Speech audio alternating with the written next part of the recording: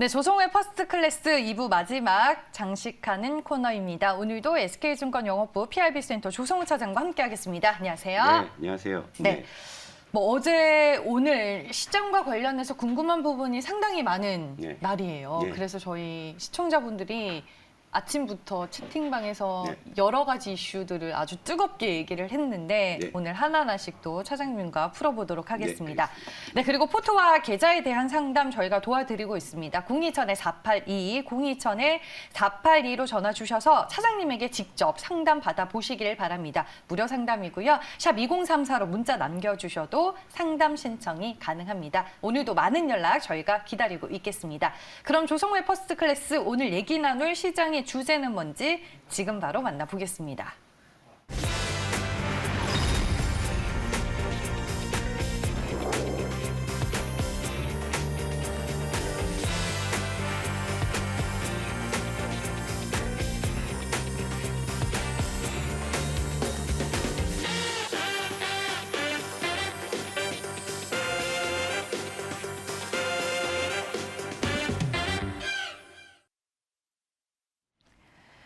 네, 시장은 다시 미궁 속으로 모르겠어요. 뉴욕 증시는 참 좋은 것 같은데 우리 시장은 네, 저 진짜 모르겠어요. 제가 네. 이제 어지간하면 시장의 어떤 상황에서 이제 위든 아래든 이제 시나리오를 갖고서 좀 하는데 네.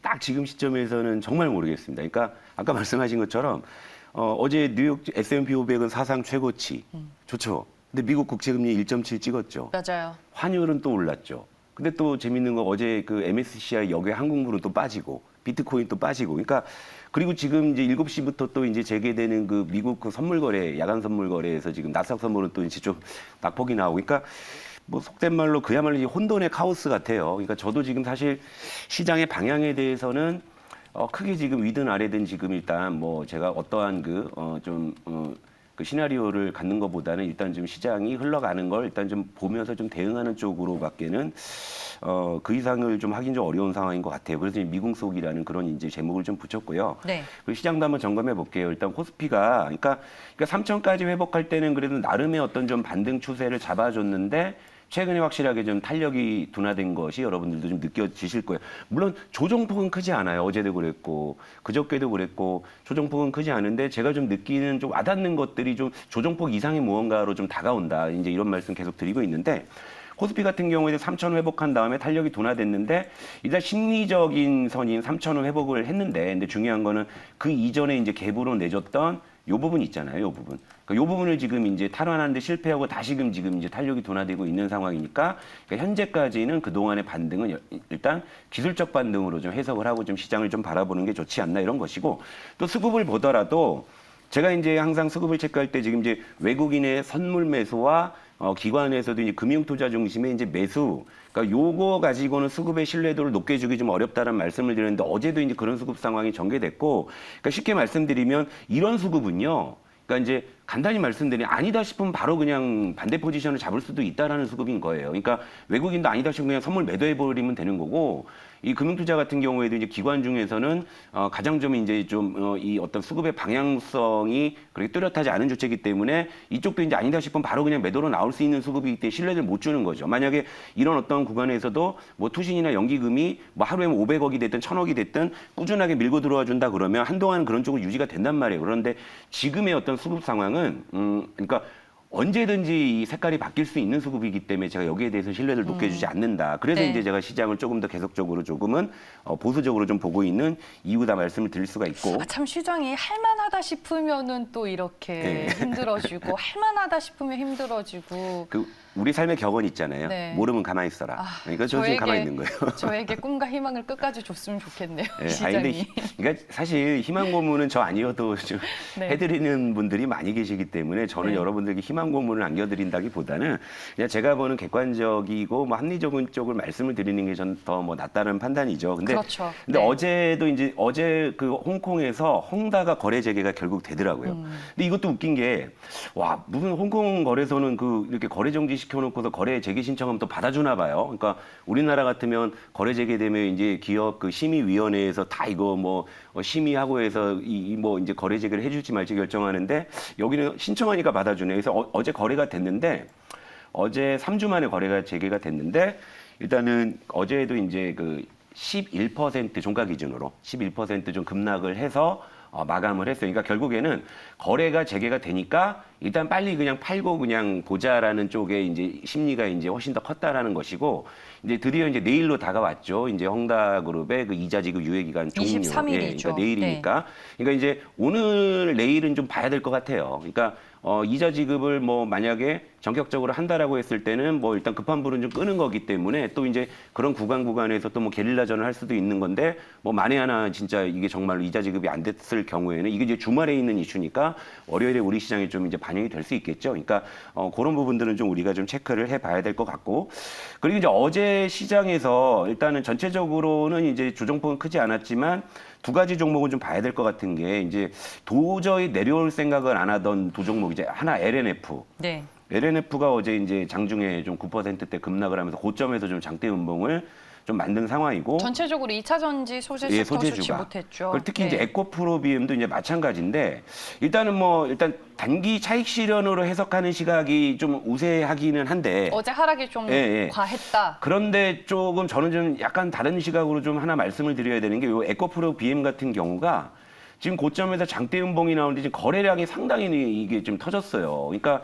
보통 이제 고점에서 이런 장대 음봉이 나오더라도 뭐 거래량이 그렇게 늘지 않는다 그러면은 뭐 일시적인 뭐 단기 차익 실현 욕구가 작용했다라고 좀 볼 수가 있는데 어제 에코프로비엠 같은 경우에 요 급락은 지금 거래량을 상당히 수반한 급락이었다는 거예요. 그러니까 요걸 보면 기술적으로는 요게 좀 단기 조정이 아닐 수도 있다라는 좀 가능성을 좀 경계를 좀 하셔야 되지 않을까 뭐 이런 정도로 좀 말씀을 한번 드릴게요. 어제 이런 종목들에 대해서 급락에 대해서 여러분들도 좀 이래저래 좀 많이 생각들이 많으셨을 텐데 일단 뭐 왜 빠졌는지 차익 실현인지 요거는 이제 표면적인 이유인 거고 실제 시장에서 이주가를 움직이는 그 심리들이 반영이 됐을 때는 생각보다 좀 거래량이 좀 늘면서 좀 이 고점에서 급락이 나왔다는 거기 때문에 요 부분, 그러니까 물론 이제 이런 상황에서 시장이 또 이제 안정이 되면은 또 이제 여기서 멈출 수도 있습니다만 추가적으로 시장이 흔들린다고 했을 때는 좀 역시 좀 추가 조정의 그런 가능성이 있으니 이런 부분들은 좀 주의하셔야 되지 않나 이렇게 보고요. 2차 전지 예. 소재주를 보유하고 계신 분들은 살짝 고민이 되실 것 같아요.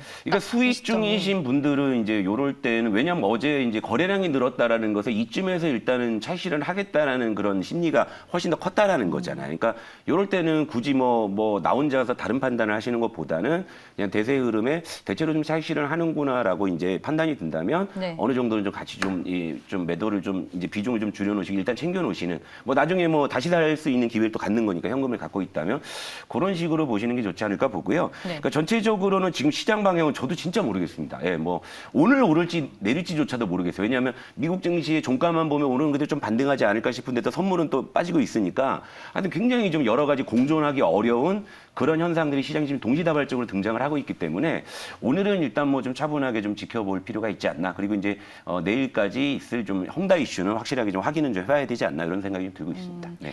알겠습니다. 저희가 오늘 포트 상담과 계좌 상담 또 진행을 하고 있습니다. 027-482, 027-482로 전화 주시면 되고요. 샵 2034로 문자 남겨주셔도 여러분들 조성우 차장님에게 직접 상담을 받으실 수 있습니다.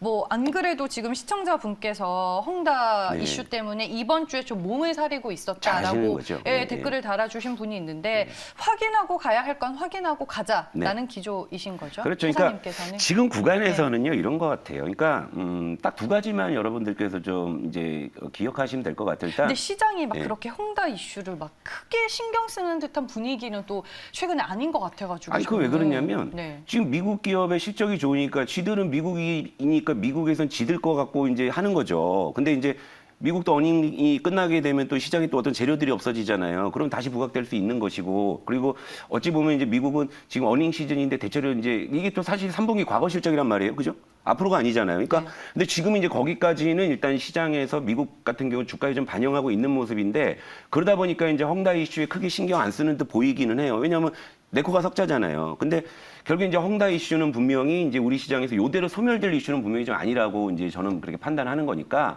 이왕이면 이제 돌다리도 이제 두들겨 보고 가자는 그런 것처럼 이제 내일이잖아요. 하루만 참으시면 되는 거잖아요. 뭐든 좀 보수적인 분들은. 그러니까 그런 부분 좀 말씀을 드린 거고. 그러니까 지금 구간에서 이제 여러분들이 딱 두 가지만 안 하시면 될 것 같아요. 첫 번째 모르는 거 안 하시는 거하고 두 번째 안 되는 거 안 하시는 거. 이 두 가지만 딱 여러분들께서 기억하시면 될 것 같아요. 그러니까 사실 그거는 뭐 요즘 구간에서만이 아니라 항상 주식을 하실 때 통용되는 그런 이제 제가 조언인데 일단 뭐 모르는 거 안 하시고 안 되는 것만 안 하셔도 뭐 여러분들이 저한테 포트 점검을 받으실 일은 사실 없지 않을까 이제 이런 생각을 합니다. 일단 그러니까 이제 그 두 가지 케이스를 한번 예를 들어 드릴게요. 일단 안 되는 거는 보통 추경 매수 하시면 잘 안 되잖아요. 이거 LNF를 가지고 다시 한번 제가 좀 네. 재구성을 해드리면 LNF가 결과적으로 쭉 올랐잖아요. 근데 이거 단타로 이거 쫓아가 물리는 종목이에요. 보세요.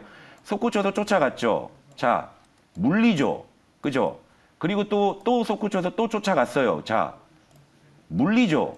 이 패턴이에요, 여러분. 이 패턴이에요. LNF를 쫓아간 물린 종목. 그러니까 굉장히 단타치기는 어려운 종목이에요. 매매하기는 굉장히 매년 매매 난이도가 굉장히 어려운 종목이에요. 그러니까 이런 종목들은 종목에 대해서 내가 정말 확신을 가지고서 정말 기간을 두고서 이렇게 가지 않는 이상에 그때 이 올라가는 거 쫓아가 가지고는 수익이 굉장히 어려운 종목이거든요. 그러니까 이런 거죠. 그러니까 여러분들이 대체로 이제 매매에 능숙하신 분들이 많이 안 계시니까 이제 이런 종목을 이제 추경 매수 하셨을 때 결과가 그렇게 좋지 않은 경우들이 많잖아요. 그러니까 이게 쉽게 말해서 이제 대표적으로 여러분들이 안 되는 걸 하시는 그런 케이스다 이거죠. 만약에 그냥 흔들리더라도 뭐 예를 들면 나는 이 종목에 대한 확신이 있어라고 하시게 되면 이런 어떤 조정은 다 이제 극복하실 수가 있는 건데 이걸 갖다가 단기로 접근하시게 되면 항상 낭패를 볼 수 있는 패턴이 LNF였다. 그러니까 실제로 LNF가 막 올라가가지고 와 내가 안 갖고 있을 때는 막 저거 사면 많이 막 수익 날 것 같은데 막상 들이대 보면 그렇지가 않은 종목 중에 하나라는 거예요. 그러니까 일단 매매를 하실 때 내가 어떤 매매 스킬이 좀 부족하다고 싶으신 분들 그런 분들은 추경 매수를 가급적 하지 마시라는 말씀 좀 드리고 그리고 이제 또 하나가 뭐냐 이제 모르는 거 안 하시는 거. 네, 근데 네. 요건 이제 이 종목 이게 박셀바이오라는 종목인데 이게 무슨 뭐 면역 항암 치료제가 어쩌고 해갖고 요게 저점 대비 예전에 요게 30배 올랐잖아요. 근데 이들 종목이요. 아직도 이 상담 시청이 자주 들어오는 종목 중에 하나예요. 그래요? 이렇게 포트 상담을 받아보시니까. 박셀바이오가 아직도 이 종목이 상담이 들어와 할 정도로 아직도 이제 이 고점에서 꽉 물려 계신 분들이 많이 계신데 이 뭐 면역 항암제라고 이게 30배나 오르는데 전 아무리 봐도 이게 그렇다고 30배나 오를 건가라는 생각도 들지만 그 다음에 이제 고점 대비해서 거의 5분의 1 토막이 났잖아요. 고점은 거의 30만 원에서. 그런데 이거를 사신 분들에게 제가 여쭤보죠. 이걸 왜 사셨습니까? 라고 여쭤보게 되면 그냥 뭐 한대 된데 그게 뭐였더라? 그러니까 이런 식인 거예요. 그런데 물려 있으시잖아요. 그러니까 모르는 종목을 일단 안 하시는 거. 특히 바이오 종목은 저도 잘 모르는데 여러분들이 잘 아시기가 좀 어려운 종목이니까. 그러니까 결과적으로 모르는 거 안 하고 안 되는 것만 안 해도 여러분들이 크게 데미지를 입으실 일은 없다는 말씀을 드리고 일단 마치고요. 다음 주에 헝다 이슈 끝난 거 보고서 다시 한번 시장 얘기 풀어드릴게요. 네. 이 말에 공감해 주시는 시청자분들이 오늘도 상당히 많았습니다. 네, 그럼 저희는 여기서 인사드리겠습니다. 시청해 주신 여러분 고맙습니다.